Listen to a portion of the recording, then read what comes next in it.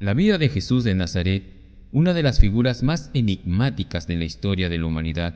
El misterio de su nacimiento, pasión, muerte y resurrección ha asombrado a muchos científicos, religiosos y personas comunes, llegando a ser Jesús la base de diversas religiones por todo el planeta y constituyéndose a la fecha como una de las creencias religiosas más importantes. Gran parte de su vida está documentada en los Evangelios del Nuevo Testamento, pero existe muy poca información sobre lo que hizo entre los 12 y 30 años de edad. Los Evangelios relatan su nacimiento y el viaje a Egipto para librarse de la furia de Herodes. Esto está en Mateo 2, versículos del 13 al 23.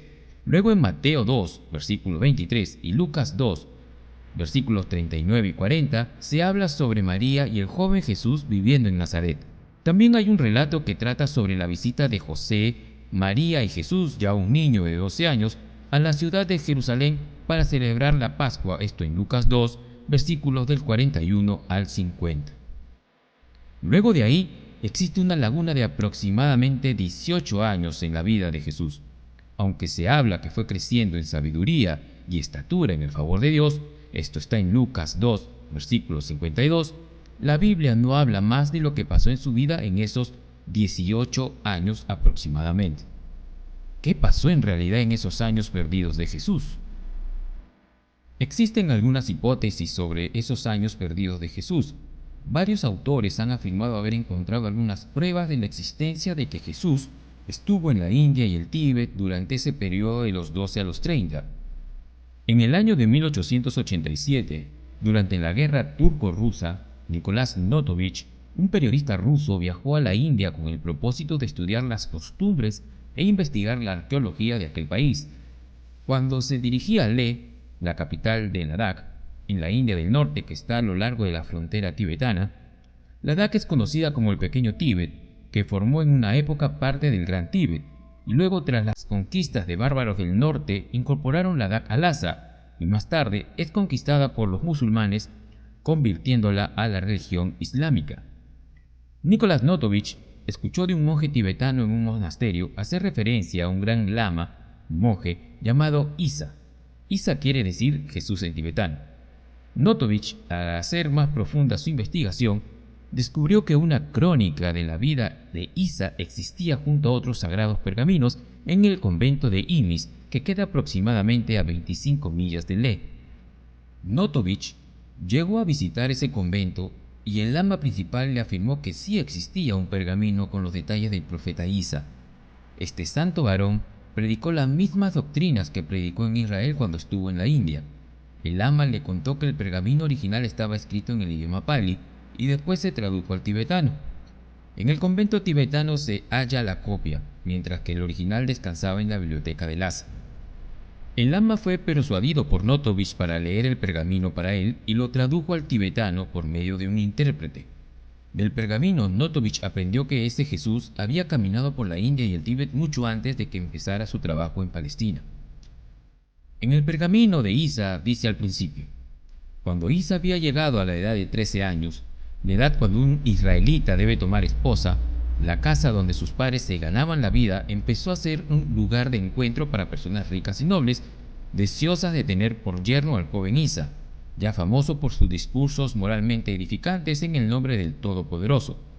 Entonces Isa dejó la casa paternal en secreto y partió de Jerusalén con los comerciantes hacia el Tíbet con el objeto de perfeccionarse en la palabra divina y de estudiar las leyes de los grandes budas. Se cree que algunos comerciantes palestinos viajaron a la India y encontraron algunas personas que habían conocido a Isa cuando él era un estudiante del sánscrito y del pali durante su juventud en la India, y los llenó de gran tristeza al enterarse que había fallecido en manos del emperador Poncio Pilatos. Según Notovich, entre los lamas del Tíbet era una costumbre escribir algo relacionado con su historia y religión, y así es como piensa que llegaron al monasterio los pergaminos que hablaban de Isa. A continuación, algunos fragmentos del pergamino de Isa. Capítulo 4, versículo 1. Fue en ese momento cuando el juez toda misericordia eligió encarnarse en un ser humano. Versículo 2. Y el Espíritu Eterno, morando en un estado de inacción completa y de beatitud suprema, despertó y se destinó para un periodo indefinido del Ser Eterno. Versículo 3. para mostrar adelante en la guisa de la humanidad los medios de la autoidentificación con la divinidad y para lograr la felicidad eterna. Versículo 4.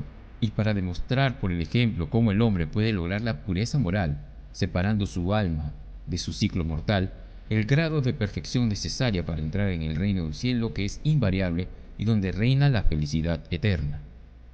Versículo 5. Poco después, un niño maravilloso nació en la tierra de Israel. El propio Dios hablaba por la boca de este infante de la debilidad del cuerpo y de la grandeza del alma. Versículo 6. Los padres del niño recién nacido eran personas pobres, pertenecían desde su nacimiento a una familia piadosa, renombrada, que olvidándose de su antigua grandeza en la tierra, alabaron el nombre del Creador y le agradecieron los problemas con que Él los probó. Versículo 7.